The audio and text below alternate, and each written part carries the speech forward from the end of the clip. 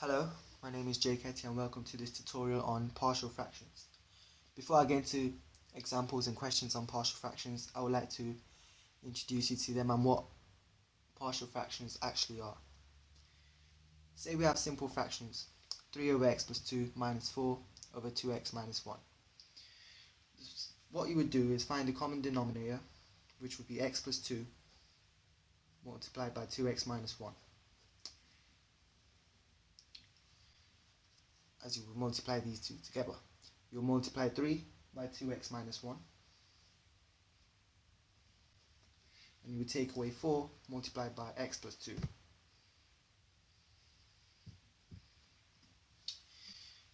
That will be the answer, but you could simplify it further to 6x minus 4x, which is 2x, minus 3 minus 8, which would be minus 11, all over x plus 2 multiplied by 2x minus 1. Now what partial fractions are is when you have this type of fraction and you want to break it down or split it up into these partial fractions. So let's get into partial fractions. Before we get into solving partial fractions, we'd like to go through the first step. The first step is we have the denominator x plus 3 and 5x minus 1. So therefore there are two linear common factors. So this must break down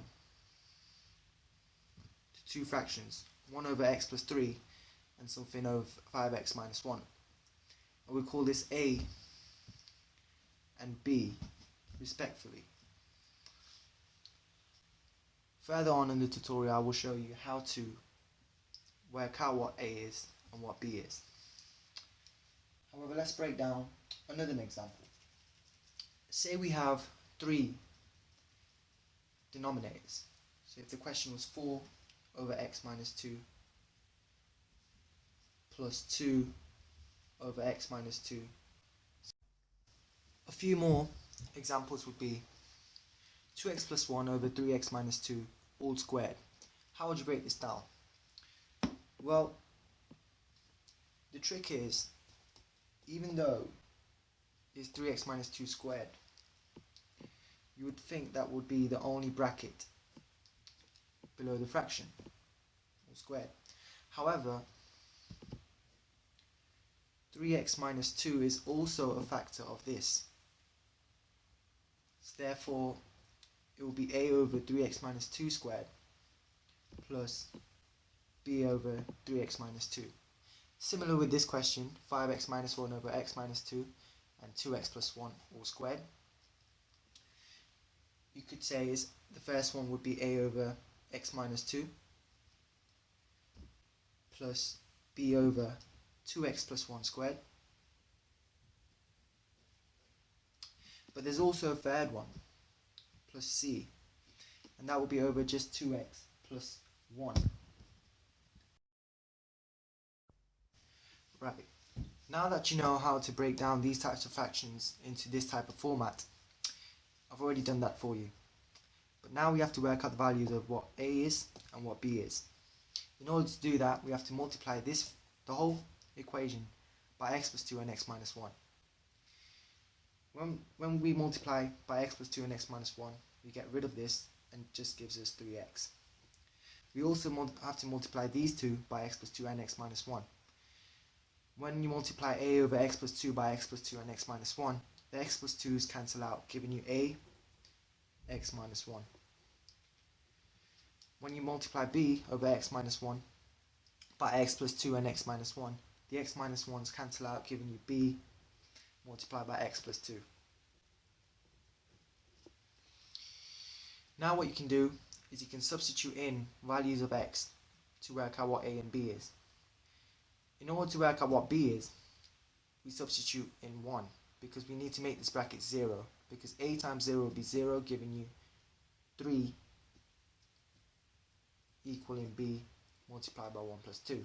So when we substitute in x equals 1, what we get is 3 times 1, which is 3, gives you a multiplied by 1 minus 1, which is 0, so a times 0 is 0, plus b multiplied by 1 plus 2, which is 3, so 3b.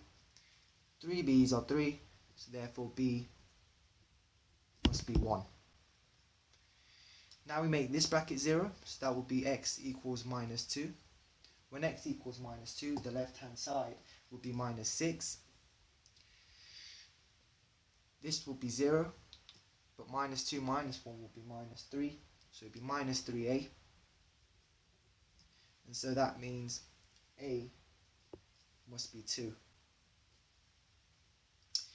We can write this all out again into this format.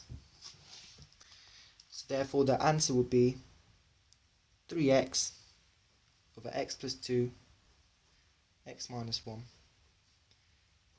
gives you a over x plus 2, well a is 2, 2 over x plus 2, plus b over x minus 1, b is 1, so 1 over x minus 1.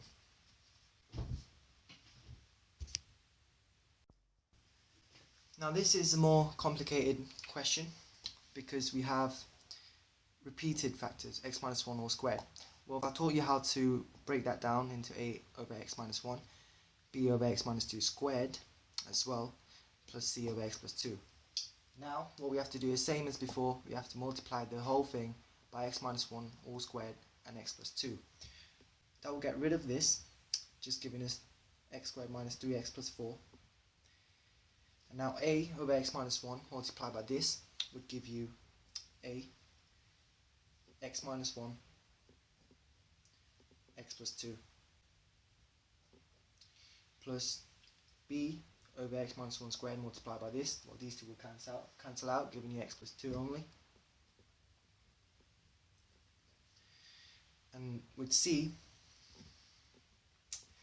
over x plus 2, you multiply it by this, the x plus 2's will cancel out, giving you x minus 1 squared.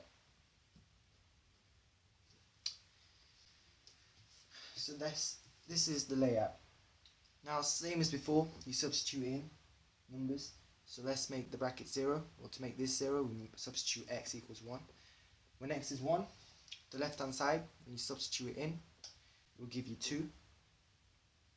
And that will give you, well that's 0, so that's going to be 0. Over here, when x is 1, it's going to be 0. So 1 plus 2 is 3, so 3b. Therefore b is 2/3. So that's one part.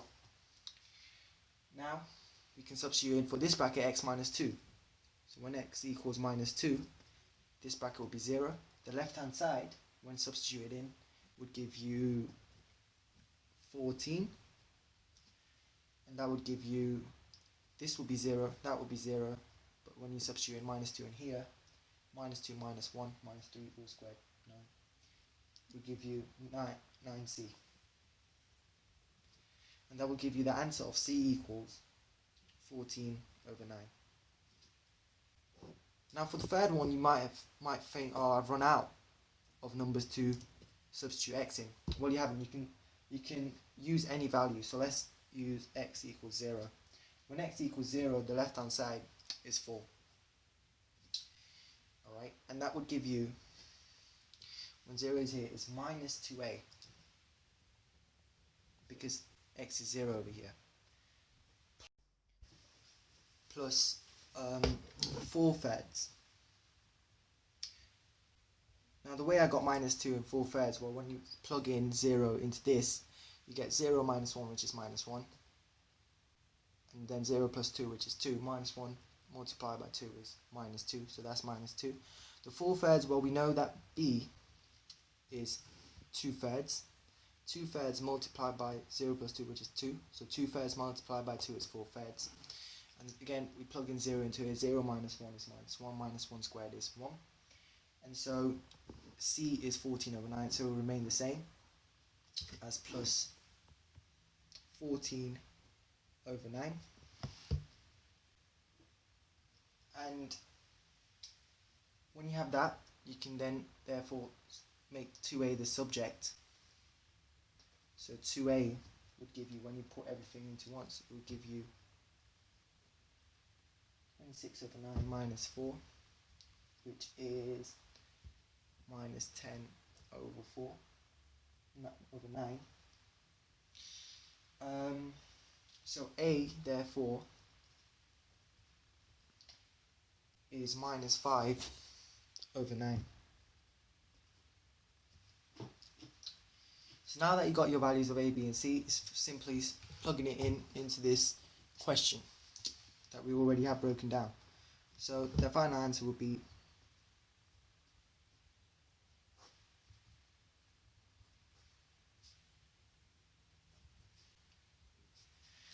a we know is